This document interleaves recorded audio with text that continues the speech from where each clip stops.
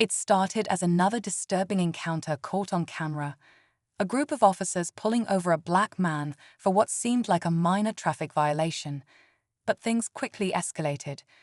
Witnesses stood in shock as the situation spiraled, leaving the man handcuffed and humiliated on the side of the road. What these officers didn't know was that their actions weren't just being recorded by bystanders, it was all about to go viral. Within hours, the footage spread like wildfire, sparking outrage across social media and grabbing the attention of powerful advocates.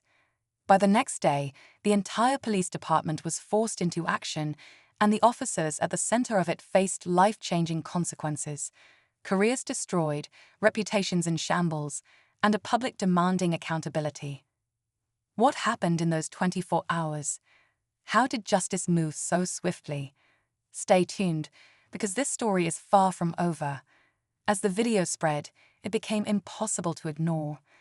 People from all walks of life chimed in, some outraged by the blatant abuse of power, others questioning the officers' motives and behavior.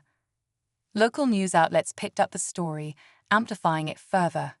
Meanwhile, Marcus's family spoke out, sharing their pain and fear for his safety. His wife, Danielle, described how her husband had always been careful around law enforcement, teaching their kids to be respectful but cautious. Yet here he was, treated like a criminal for no clear reason. Behind the scenes, the police department scrambled. The officers involved had spotless records, or so it seemed. As online sleuths started digging, old complaints and incidents began to surface, painting a troubling picture of repeated misconduct. The department faced mounting pressure from the public and media. Protests began forming outside the station, and the question loomed. As the pressure mounted, the department announced an internal review, but the public wasn't buying it. People demanded action, not just words. The protests grew louder, with Marcus becoming an unintended symbol of a broken system. His calm demeanor and heartbreaking story resonated with millions who watched the video, leaving many wondering how often moments like this go unseen. Meanwhile, whispers of an explosive revelation began circulating. Investigative reporters uncovered leaked emails and bodycam footage that had never been intended for the public eye. It wasn't just about Marcus anymore, it was about a pattern, a culture within the department that had gone unchecked for years. Behind closed doors, officials scrambled to contain the fallout, but it was too late. The officers involved were now facing more than just public outrage.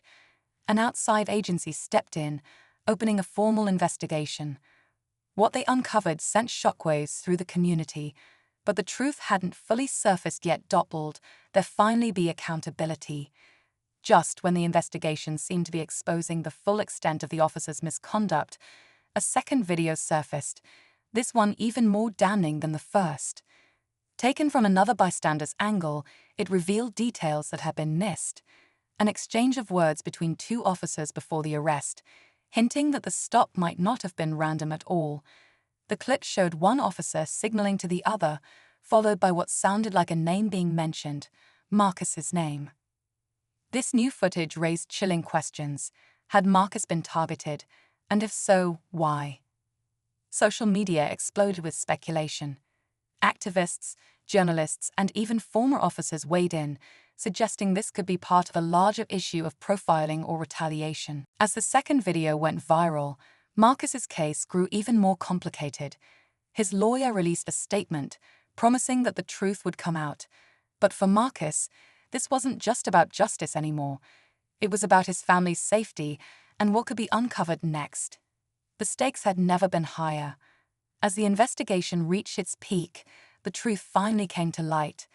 The officers had indeed targeted Marcus, and the leaked internal communications confirmed it.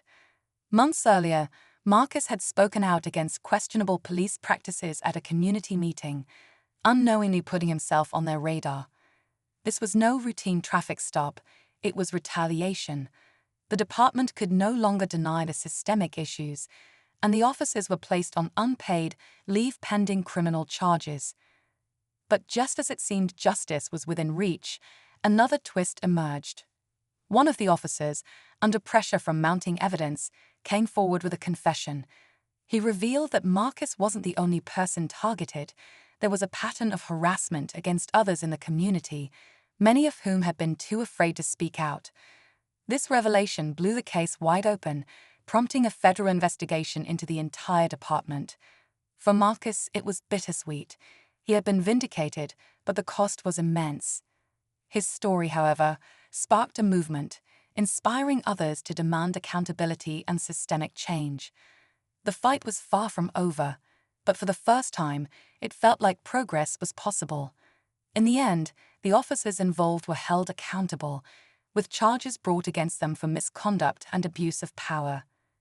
The department underwent a complete overhaul, with new leadership promising transparency and reforms to rebuild trust with the community. For Marcus, life slowly began to return to normal, but the experience left a lasting impact on him and his family. The community rallied around Marcus, turning his ordeal into a catalyst for change. Town hall meetings became packed with residents demanding better oversight of law enforcement. People who had stayed silent for years started to share their own stories, creating a ripple effect that extended beyond their town. While Marcus wished none of it had happened, he found purpose in knowing his story brought attention to issues that couldn't be ignored anymore. He reminded everyone watching that one voice, amplified by others, could make a difference, and that change always starts with courage.